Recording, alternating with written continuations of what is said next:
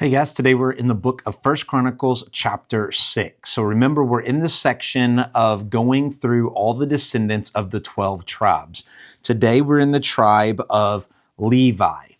Now, I just want to remind you what we talked about all the way back in Exodus and Numbers is a lot of times people will say things or think things that may not be true about the Levites. And here's what I mean. A Levite, a priest, is always a Levite. A Levite is not always a priest. So all the priests of Israel had to come from the tribe of Levi. But not every person from the tribe of Levi was a priest. There was only a small section of them that was the priest, and what you think about is the offering, the butchering, those things. Now, many Levites did work at the temple and they helped to do that. But once again, not every Levite was a priest. And so here we follow through the tribes of Levi. A couple things I just want to point out. Verse 10. It says, talks about that they served as a priest in the house that Solomon built in Jerusalem, right? So notice what he says. Here he is showing, he's distinguishing which temple they worked at. Remember, Chronicles comes at the end of the Old Testament. So as Chronicles is being written, Jerusalem is being rebuilt. The second temple is being rebuilt.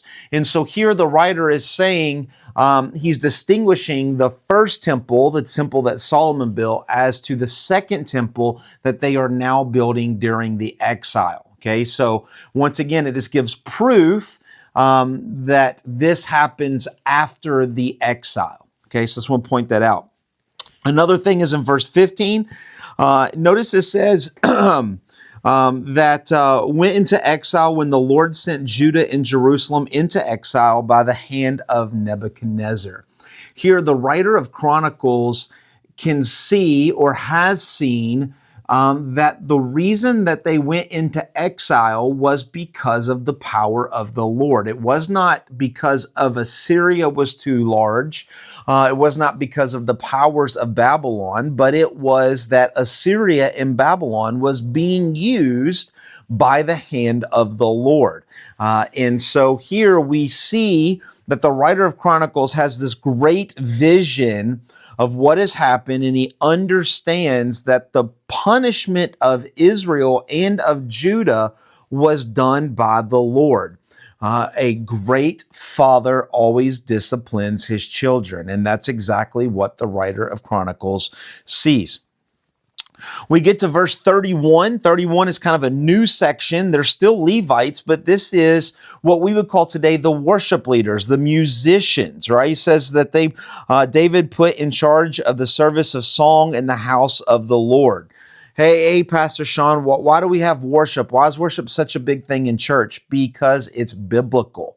And so here we have these musicians. Notice verse 32, they ministered with song in the house of the Lord, much like we do today. A couple people I want to point out here, verse 33, Haman or He-Man, I don't care how you pronounce it, but it's the same guy. We will read a lot about him in Chronicles, okay? First and Second Chronicles. He is a great worship leader, as well as he is mentioned in Psalms. And then his right-hand man is a guy in verse 39 named Asaph. And so he is a great musician, and he combos with Haman or Heman, and they become kind of this worship awesome team. And if you've read through Psalms, you will notice a lot of the Psalms, actually 12 of them, are given by the hand of Asaph. And so 12 psalms are given to him. So Haman and Asaph are both mentioned and write psalms in the book of Psalms. So these are great musicians and great worship leaders. Starting in verse 49, we will see the descendants of the family of Aaron. Okay, so these are what you think of priests. These are it. These are the guys that are actually at the altar sacrificing for God. And so this is the priesthood from Aaron. Notice it says in verse 49, they made offerings on the altar, which is what they did. But notice it says to make atonement for Israel. The only people who could make atonement for Israel is that who was authorized, those who were descendants of Aaron, who were a true priest.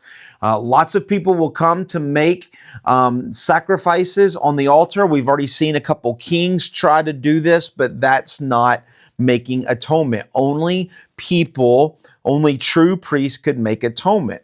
But then you might ask yourself, well, in the line of Aaron, does that mean Jesus is from the line of Aaron? And the answer is no. Jesus is not from the descendants of Aaron, right? Because that's Levi.